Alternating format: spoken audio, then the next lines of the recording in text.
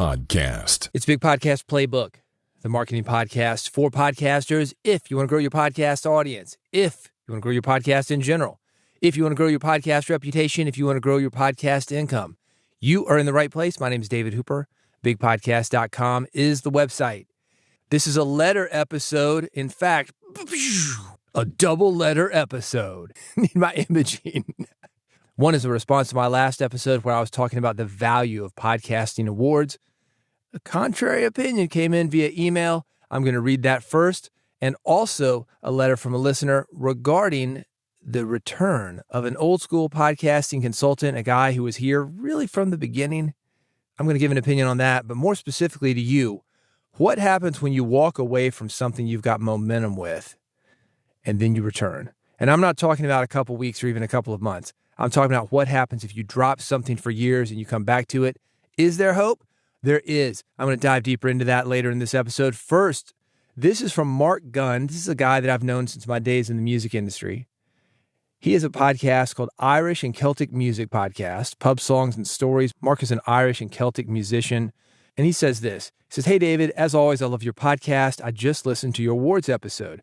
I'm proud to say the Irish and Celtic Music Podcast has won 5 Best Music Podcast Awards over the last 20 years. I also won several Austin Music Awards. But as you ask, does it mean anything? Well, overall, I agree with you. That said, I ran awards, a Renaissance Festival Award, and also learned a lot about charting. So I have some minor differences of opinions. First, I'm actually proud of my awards, but more importantly, I'm proud for the podcast fans. And they are proud of it too. To me, winning awards for the podcast and for my music was more a product of community building than anything else. In fact, this is how I learned a big lesson by running my own Renaissance Festival Awards. So let me back up. Now he's got a word here that I'm going to attempt. It's Brobdingnagian, Brobdingnagian, Brobdingnagian. Bards were really popular at Texas Renaissance festivals, even though we were lucky to play for 10 people at shows. It says bizarre. But because of our success on mp3.com, now he's going way back. Speaking of something that was around in the early days, he says he was number 1 on the Celtic charts and one of the top bands of the entire website, thanks to a Lord of the Rings tune we wrote and marketed. He says, we had a lot of fans around the world. I learned a lot about charting through mp3.com, how many plays it took to be number 1, that kind of stuff. Let me break in here and talk about mp3.com. Man, you're taking me way back, Mark. I think late 1990s is when this thing hit. Before MP3s, and I'm talking about the file format. You're familiar with this because of your podcasting. Before MP3s, when we wanted to put music online, we would use something called Real Player. Maybe there was a Windows Media or something like that. I actually went to a website by Adam Curry way back in the day. He used to own MTV.com. That's really way back in the day. And then he had something called Metaverse.com when MTV and Viacom decided, hey, maybe this .com thing, internet thing, maybe it's worth looking at. Anyway, he would put big files of DJ sets on a site called Metaverse.com. I think they were something like Windows Media Player or anyway. They were okay, but MP3, that was really the first high-quality compressed audio that we could send via the internet. So you had mp3.com, and there were bands. I had bands that I was working with and repping. Mark had a band. He talked about having that on mp3.com. This was where music was on the internet for a time. So it was a pretty big deal to be number 1 on a chart and also number 1 on a site. Lots of competition, lots of getting people to your site, getting them to download your music, getting them excited about it. And that's where Mark learned this stuff. It's where a lot of us learned this stuff. So let's go back to that. He says, the Austin Music Awards were coming up. We had an active email list. I emailed regularly to ask fans to vote for us on the awards. Lo and behold, we won Best None of the Above Band or World Music or Folk Band. I don't remember the first one, but we won all of those at one time or another. A couple of years after starting the Renaissance Festival podcast, I started the Renaissance Festival Awards to basically promote my music again. I asked people to vote. I learned a valuable lesson. It doesn't take many votes to win. How many votes did it take to win Best None of the Above? 50, 100, 20? All are possible. Folk band would have been more difficult, but it didn't take much. It depends on the category. That's why, as you say, it's easy to be the number one author in the best Scottish historical fiction for left-handers category.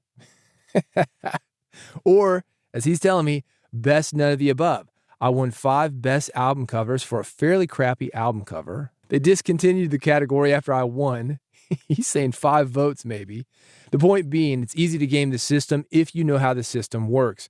But again, my fans love it. It sounds good to say to the unwary, I'm an award winner, which opens doors. All that said, I agree that this is not something I would waste time doing if you're starting out or you're trying to build something. Focus instead on methods that will actually get you new fans rather than vanity metrics. Thanks, amigo. Keep up the good work. All right, Mark's bringing some great stuff up, and this is stuff that I really didn't think about when I was doing that episode. I did talk about it in my book, though.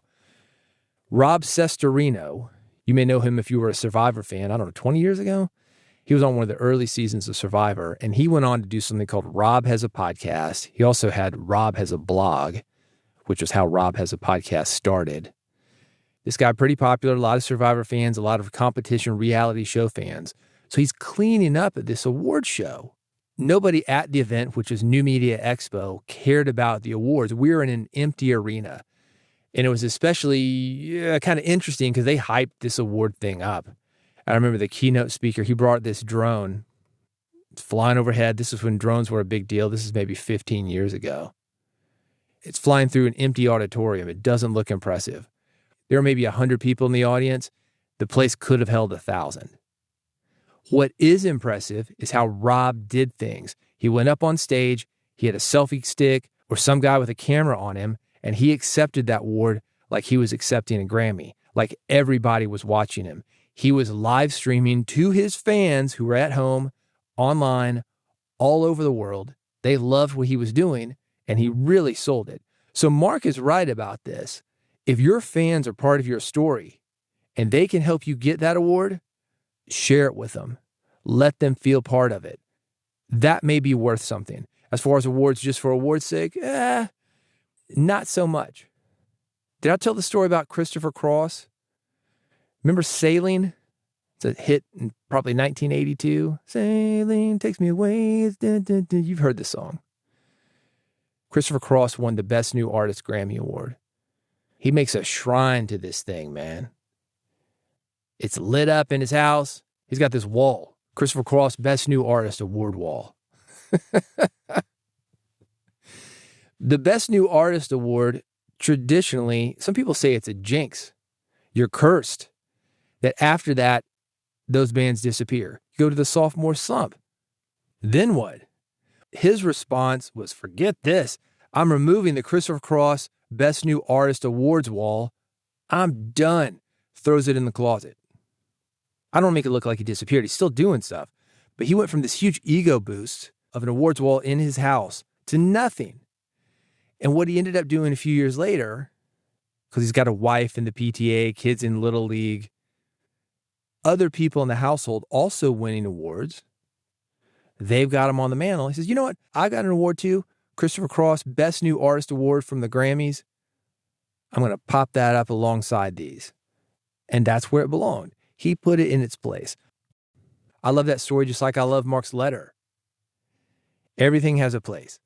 Don't blow it up to be something that it's not, but also don't discount it to be something that it's not.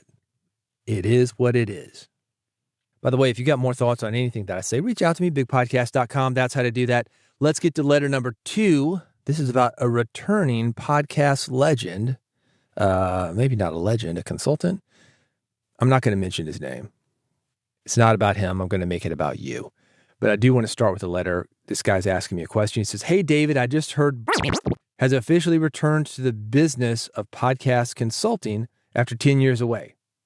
It brought back a lot of memories of how much his thinking shaped the early days for so many of us. I'm really curious what you think this means for the podcasting world today. Let me give you a couple thoughts, then I'm going to hijack the letter.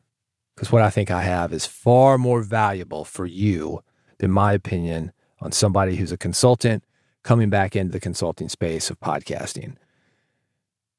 What happens when you walk away from the momentum you have? That's what I'm going to talk about.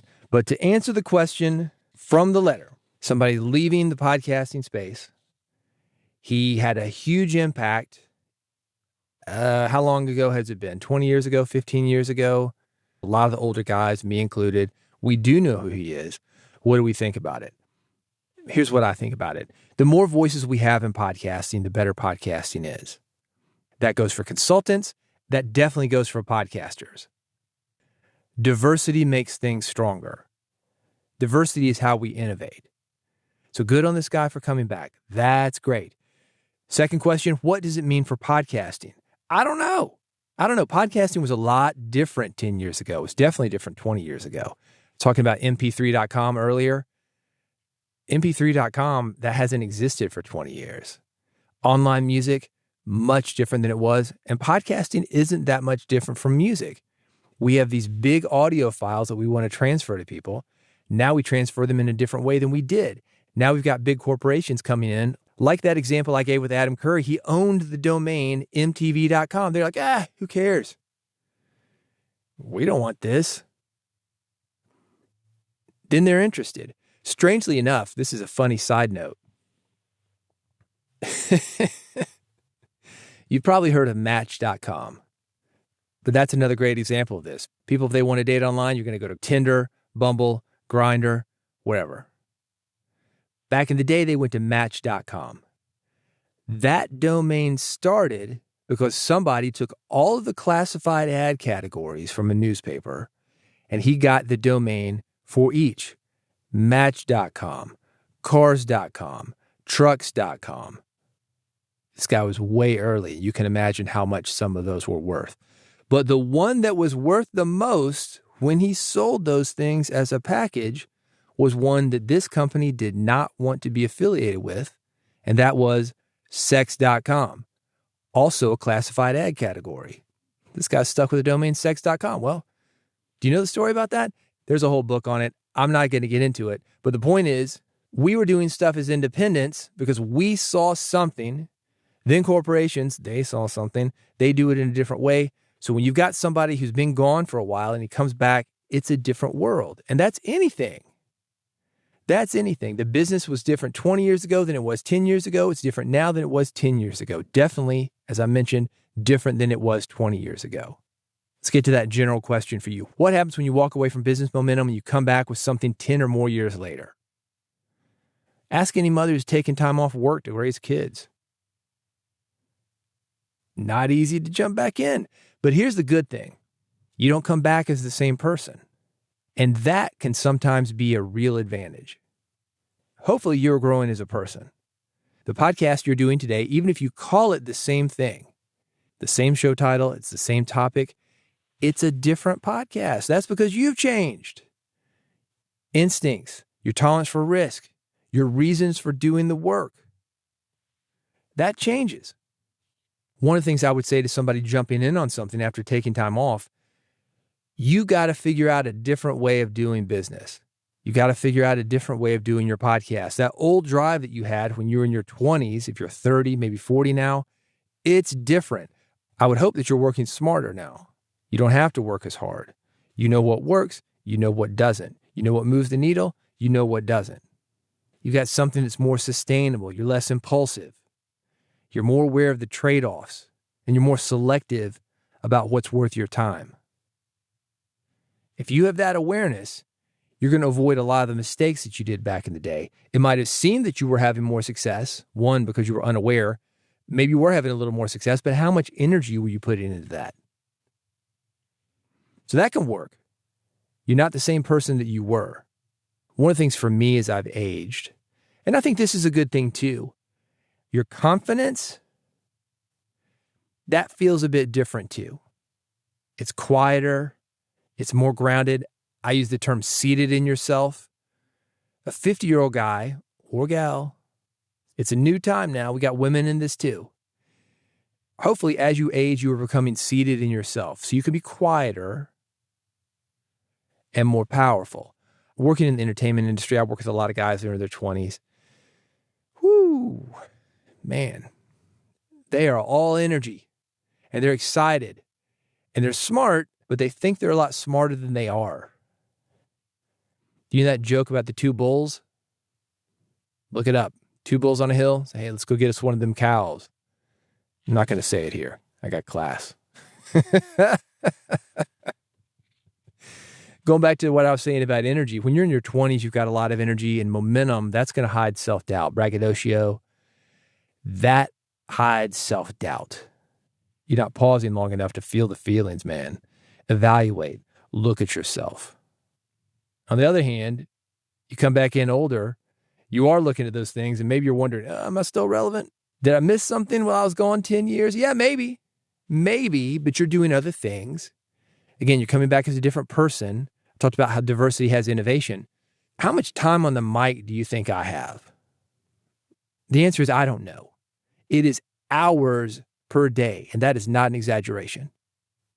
Am I hip on all the latest equipment? No, I'm not. Pretty aware of it, but I'm not a guy who's that into tech because I don't think the tech matters that much. That's another big change we've seen in the last 10 or 20 years of podcasting. The tech doesn't matter so much. It used to be you had to have a huge board to get what you needed. I used to have a big mixer in this studio. When I say big, I mean, I'm used to working on, 48 channel mixer. This was maybe 16 channels. And I had to go that big because I needed one thing. We used to call it an effects loop. You just let me run an effects into a channel without going to the board. Anyway, that's way more technical than I get on this kind of thing. I know the tech. I don't explain the tech here because you don't need the tech like you used to. And that's what the business was back then. There were no USB microphones. There was no cheap equipment for us to use. Things are always changing. I think, though, as a podcaster, as a business owner, you get to a certain level and realize, well, I don't need to know everything.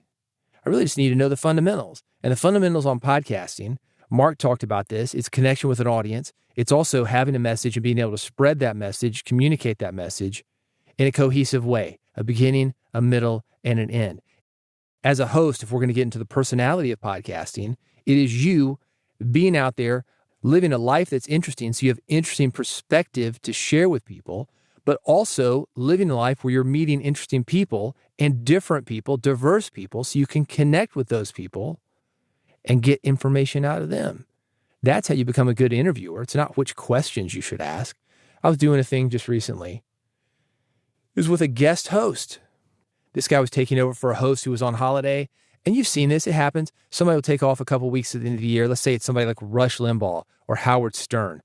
Two legendary jocks with two distinct personalities. You are listening to them, for the energy they bring, as much as the words that come out of their mouths. Pop a host in there. They could have a script with the same words, same guest, but it's going to be a different show. Imagine I took over for Howard Stern. Just an episode. Do you want a Howard Stern impersonator? Or do you want me to go in there and be me? That's the way it would be for anybody. You don't want a copycat. That's why people like Frank Sinatra rather than these knockoffs like Michael Bublé. Yeah, Michael Bublé had a little bit of success, but once you hear Sinatra, man, oh, that's the real deal. You realize the other guy, he's just a knockoff until he does something on his own. And I'm not saying Michael Bublé, all you fans, don't write me. Say, oh, Michael Bublé is actually a great artist. Yeah, he is. But only when he brings out his art. People don't want to copy. That's the reason a band called Kingdom Come had one hit song. It sounded just like Led Zeppelin. It was kind of a novelty. Oh, man, have you heard this? It sounds just like Led Zeppelin. Yeah, well, why don't we just listen to Led Zeppelin then? You start to understand that as you age. If you're taking time off, you're coming back as a different person. As you connect with different people, have different experiences, as you get better. So no, you're not the same person. You shouldn't be the same person. Maybe you're better than you were 10 years ago when you were doing it previously. And maybe you've developed real confidence, not just big momentum, big words, big energy. Here's where I think people get stuck when they take time off and they jump back in. You got to be ready to feel like a beginner, even though you aren't one. And I've seen this with musicians. Oh, man, I've seen this.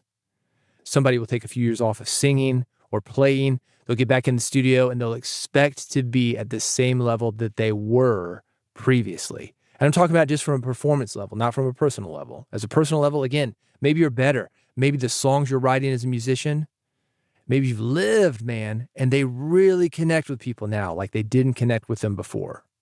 That part is good, but the performance, you got to find a new way to do that performance. And the same is going to happen to you if you take time off podcasting. When you walk away from the mic and when you stop talking into it as much as you are, and there's value to showing up every day and doing that. That's why I recommend a Sausage Factory podcast. That's you showing up, reading, improvising, and thinking on your feet every day. When you walk away from that, you're going to be a little rusty. That's not to say you're not developing hosting skills in a different way. Like I said, living, meeting people, learning how to be more empathetic, feel feelings, be compassionate, relate to people. All that is good, and all that happens away from the mic. But when it comes to running your mouth into a mic, knowing how you sound, that only comes from showing up, time behind the mic, time editing yourself. And that's why I say to do it every day. Imagine if you do that every day, 365 episodes per year of your Sausage Factory podcast that nobody has to hear. Get in there and play with it. Have fun with it. You're going to be so far ahead of the guy who's doing it once a week, twice a week maybe. Plus, you're still doing yours once or twice a week or even once a month. So you're stacking them up, man. And when you walk away from that entirely, you come back, you feel like a beginner. That's where most people get stuck. You go back in the studio, you can't sing as well. You can't speak as well. You can't play as well. Oh, man, then they give up. Don't focus on the skill set. The skill set will come back. You've got that muscle memory. You'll be surprised how quickly it comes back. You're like, ooh, okay, I'm getting it. But you got that rough part, man. And like I said earlier, because we're going to put all this stuff together, you're learning how to balance your energy. You've got compassion. You've got knowledge. You got life experience. Then you're a powerhouse. A final thought on this. Just because you don't hear from somebody for a while doesn't mean that that person is not out working and doing even that very thing that you're not hearing from them. I can use myself as an example on this. I'm taking some time off of my big podcast stuff. It's really a slowdown of the public-facing stuff, like the newsletter and the social media. I don't have the weekly Big Podcast Insider episodes like I used to, and that's a whole nother story. We'll get into that on a future episode of this podcast. But it doesn't mean that I'm not podcasting. I am podcasting and doing radio more than I ever have. And I've been doing this a while. Talk about going old school. Podcasting since 2005. I started radio in the 90s, man. Right now I'm producing, and I'm also on air, not as the host, but as kind of a Baba Booey on a daily radio show for Sirius XM.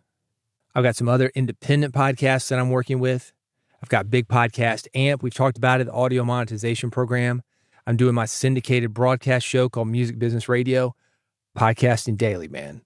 You might not know it because I don't have as many of these episodes, but I'm out here doing the work, getting better, and I'm also going to help you get better with this book that I've got coming out. That's the reason I took off the newsletter and the social media and the weekly newsletter episode here on Big Podcast Playbook. You got to balance it, man. You see how this all fits together? That's what I was talking about. In my 20s, I might have tried to do it all. Nowadays, no. Just some of it, and it's going to be great. That book is called Big Podcast Launch Plan. That is coming, soon. I thought it was coming 3 years ago. But the initial draft is done. I've got a little editing that I want to do on it. I'm getting it to beta readers soon. If you want to be a beta reader, follow me on social media, bigpodcast.com, reach out, whatever. I'm around. I'll announce it here. How about that? bigpodcast.com/subscribe. Do that. If you're not subscribed to this podcast, that is the best way to get in touch with me right now and the best way to keep updated. If you go to bigpodcast.com/subscribe, I got 3 buttons there. They make it easy to subscribe because you click one of them and then boom, you're subscribed. I've got an iPhone button, an Android button, and an RSS feed button. Pick the one you want. You're instantly subscribed. Do you have to stay subscribed? No. You can unsubscribe and we'll still be friends. I'm not going to hold it against you. Most of this episode, we're talking about taking time off. Take time off, man. That's cool. I'll be here. I'm pretty much in for life at this point. Sometimes you got to take time off. I know for me, it has made me better. This consultant that this guy wrote about, maybe he's better. You taking time off, maybe you're better. Do what you need to do to put out great content, connect with people, and make the world a better place. If you want help, I talked about Big Podcast AMP. Still going strong, man. AMP stands for Audio Monetization Program, and you can find more information about it at bigpodcast.com/AMP. Go there, check out the deal. If you got questions, let me know.